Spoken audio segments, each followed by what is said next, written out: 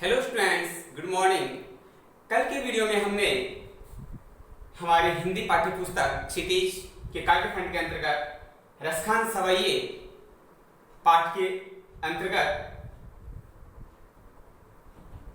कवि परिचय एवं कविता परिचय पढ़ा और आज के इस वीडियो में हम रसखान द्वारा रचित सवैयों का हिंदी भावार्थ करेंगे।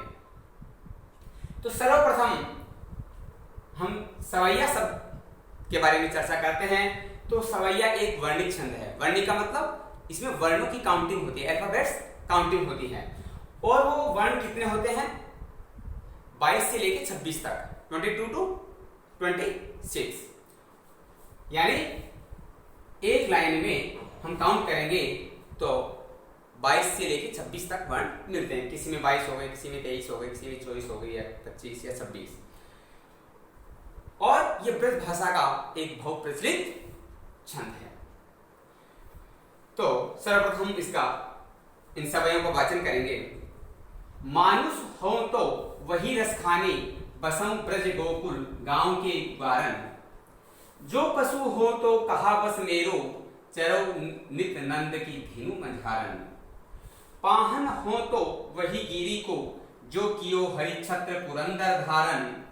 जो खग हो तो बसेरो करम, मिली कारिंदी कुल कदम की डारन। सेकंड सवैया देखिए। या लकुटी अरु कामरिया पर राजते हूँ पुर को तजिडारो। आठों सिद्धि नव निधि के सुख, नंद की गाय चराई बिसारो। रस खान कबो इन आंखिन सौ ब्रज के बन बाग तड़ाग निहारो। कोटिक एकल धोत के धाम, करीब के कुंजन ऊपर वाला। फर्स्ट सवैया देखिए। इसमें कृष्ण भक्त कवि रसखान अपने आराध्य श्री कृष्ण का सामीप्य पाने की इच्छा से कहना चाहते हैं कि मानुष हो तो, अपनी इच्छा व्यक्त कर रहे हैं कि यदि मुझे अगले जन्म में मनुष्य जन्म मिले तो, मानुष मीन्स मनुष्य, तो वही रस खानी बसों ब्रज गोकुल गांव के कारण।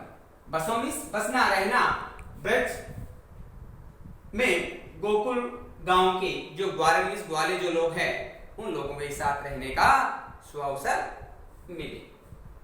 या यदि मुझे मनुष्य जन्म मिले तो मैं ब्रज में गोकुल गांव के ग्वालों के बीच रहूं। जो पशु हो तो कहा बस मेरो, और यदि मुझे अगले जन्म में पशु योनि मिले या पशु के रूप में जन्म मिले तो कहा बस, अर्थात वहां मेरा बस नहीं है, लेकिन फिर भी मेरी इच्छा है कि यदि मुझे पशु में गाय का रूप मिले तो चरो नित नंद की धेनु, नित मीन्स हमेशा, नंद की, धेनु मीन्स गाय, मंझारन मीन्स बीच में या मध्य में, कि नंद की गायों के बीच में मैं चरूं या विचरण करूं।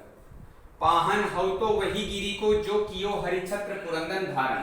पाहन मीन्स पत्थर, गिरी मीन्स पर्वत, हरिछत्र, हरि नाम किसका है? भगवान श्री कृष्ण का। छत्र मीन्स छाता, पुरंदर इंद्र, धारण मीन्स धारण किया।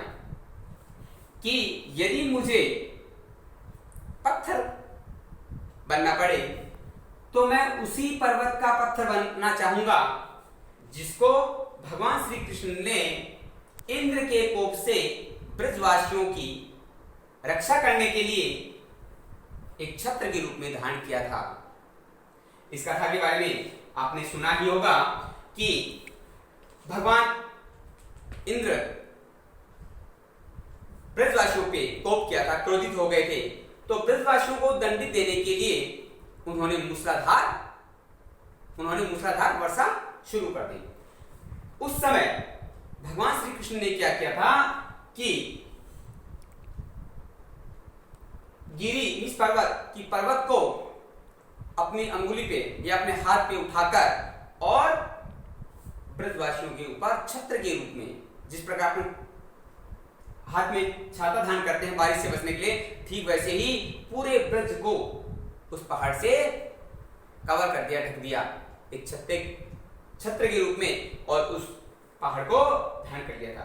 तो कहा कि मैं उसी पर्वत का पत्थर बनना चाहूंगा जिस पर्वत को भगवान श्री कृष्ण ने धारण किया था। आगे कहा है कि जो खग हो तो बसेरो करो मिली कारिंदी कूल कदम किरारू। और यदि खग मीन्स पक्षी, बसेरा मीन्स बसेरा अर्थात निवास स्थल या रहना, करूंगा मिली, कालिंदी मीन्स यमुना नदी, कूल मीन्स किनारा, कदम कदम का पेड़, डाली मीन्स डाली या टहनी ब्रांच शाखा। कि यदि मुझे पक्षी के रूप में जन्म मिले तो मेरा बसेरा या मैं कहां रहना चाहूंगा, यमुना नदी के किनारे कदम की पेड़ की डाली पर मेरा बसेरा हो, जहां पर भगवान श्री कृष्ण बंसी बजाया करते थे। तो क्या बताया गया है इसमें? कृष्ण भक्त कवि रसखान हर दशा में अपने आराध्य श्री कृष्ण का सामिप्य पाना चाहते हैं और अपनी इच्छा व्यक्त की है कि यदि मुझे मनुष्य का जन्म मिले या मनुष्य रूप में जन्म मिले तो मैं ब्रज में गोकुल गांव के ग्वालों के बीच में बनकर रहना चाहूंगा। यदि मुझे पशु के रूप में मिले तो मैं नंद की गायों के बीच में विचरण करना चाहूंगा।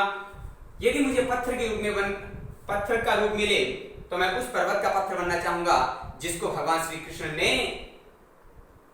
इंद्र के कोप से बचाने के लिए ब्रजवासियों की रक्षा की थी और उस पर्वत को छत्र रूप में धारण किया था। और यदि मुझे पक्षी के रूप में जन्म मिले तो मेरा जो बसेरा है वो कहां पर हो, यमुना नदी के किनारे कदम की डाली पर, जहां भगवान श्री कृष्ण बंसी बजाया करते थे। नेक्स्ट सवैया देखिए, या लकुटी अरु कामरिया पर राजती हूं पुर को तजिरारो। या मीस जो, लकुटी मीस लाठी, अरु मीस और, कामरिया मीस कंबल, पर मीस पर राज शासन, तीहूं राज तीहूं अर्थात तीहूं मीस तीनों, पुर मीस लोग, तीनों लोग, तीहूं पुर मीस तीनों लोग। कौन कौन से लोग हो गए? स्वर्ग, पृथ्वी और पाताल लोग। कुत्तजिरारो मीस त्याग कर देना चाहूंगा या उसको छोड़ सकता हूं। क्या कहा कि यदि मुझे भगवान श्री कृष्ण की लाठी और कंबल, जिस समय भगवान श्री कृष्ण गायों को चराने के समय जो हाथ में छड़ी रखते थे, वो लकड़ी या लाठी और कंबल यदि मिले तो मैं तीनों लोगों का सुख छोड़ने को तैयार हूं, छोड़ सकता हूं। आठों सिद्धि नव निधि के सुख, नंद की गाय चराए विसारो। आठों मीस आठों, आठ सिद्धियां। आठ सिद्धियां कौन कौन सी होती है? अणिमा, महिमा, गरिमा, लघिमा, प्राप्ति, प्राकाम्य, ईशित्व और वशित्व। ये आठ सिद्धियां होती है। ये अलौकिक शक्तियां होती है संसार की, जिनको आठ सिद्धियां कहा जाता है। और 9 निधियां कौन कौन सी होती है? पद्म, महापद्म, शंख, मकर, कच्छप, मुकुंद, कुंद, नील और खरवय। ये 9 निधियां होती है। अर्थात इन 8 सिद्धियों 9 निधियों से मनुष्य सारे सुखों को प्राप्त कर सकता है, कुछ भी वो साध सकता है। तो 8 सिद्धियों और 9 निधियों से जो सुख मिल सकता है उस सुख को भी मैं छोड़ सकता हूं। कब? कि नंद की गाय चराई विसारो, यदि मुझे नंद की गायों को चराने का अवसर मिले। रसखान कबो इन आंखिन सो, कवि रसखान कहते हैं कबो मीन्स कब, इन आंखिन सो की इन आंखों को, अर्थात कवि अपने आंखों के लिए कह रहे हैं कि मेरी आंखों को कब सुअवसर प्राप्त होगा। क्या देखने के लिए कि ब्रज के वन मीन्स जंगल, बाग मीन्स बाग बगीचे, तड़ाग मीन्स सरोवर, तालाब, निहारो मीन्स निहारने के लिए या देखने के लिए, कि मुझे कब, मेरी इन आंखों को कब ब्रज के वन, बाग और तालाबों को निहारने का सुअवसर प्राप्त होगा। कोटिक एकल धोत के धाम, कोटिक मीन्स करोड़, कल धोत मीन्स सोने चांदी के, धाम मीन्स महल, सोने चांदी के महल, करील के कुंजन, करील कांटेदार झाड़ी, कुंजन मीन्स समूह है, ऊपर, वारो मीन्स न्योछावर करना। कि यदि मुझे जहां पर भगवान श्री कृष्ण ने गोपियों के साथ रास लीला रचाई थी, उन करील के कुंजन या कांटेदार झाड़ियों के समूह में यदि विचरण करने का अवसर मिले तो मैं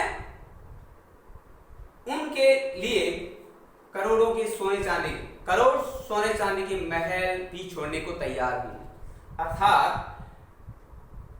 कवि दस्तखान भगवान श्री कृष्ण के अनन्य भक्त थे और वो भगवान श्री कृष्ण की या कृष्ण से संबंधित उन वस्तुओं को प्राप्त करने के लिए अपने सारे सुखों का त्याग करने के लिए उद्यत है, अर्थात तैयार है। तो फिर से सुनिए कि इस पहले सवये में कवि रसखान अपने आराध्य भगवान श्री कृष्ण का सामीप्य पाने के लिए सामीप्य पाना चाहते हैं और सामीप्य पाने की इच्छा से वो कह रहे हैं कि यदि मुझे अगले जन्म में मनुष्य के रूप में जन्म मिले तो मैं गोकुल गांव के ग्वालों के बीच में रहना चाहूंगा, यदि मुझे पशु के रूप में जन्म मिले तो नंद की गायों के बीच में चरना चाहूंगा या विचरण करना चाहूंगा, यदि पत्र के रूप में जन्म मिले तो मैं उस पर्वत का पत्र बनना चाहूंगा जिसको भगवान श्री कृष्ण ने धारण किया था। कब धारण किया था? ब्रजवासियों को इंद्र के कोप से बचाने के लिए, उनकी रक्षा करने के लिए छत्र के रूप में धारण किया था। और यदि मुझे खगमिश पक्षी के रूप में जन्म मिले तो मेरा जो बसेरा है वो यमुना नदी के किनारे कदम की डाली पर बसेरा मिले, वहां रहना चाहूंगा जहां भगवान कृष्ण मुरली बजाया करते। और दूसरे पद्य में इस अवयव में कवि जो रसखान है वो भगवान श्री कृष्ण से संबंधित सभी वस्तुओं को पाने के लिए अपना सब कुछ, तीनों लोकों का सुख, 8 सिद्धियों 9 निधियों से प्राप्त सुख और करोड़ सोने चांदी के महलों को भी त्याग करने के लिए या उनको न्यौछावर करने के लिए वो उद्यत है, तैयार है। तो आज के लिए बस इतना ही। कल हम 3rd और 4th सवयों का हिंदी भावार्थ करेंगे। तब तक के लिए धन्यवाद।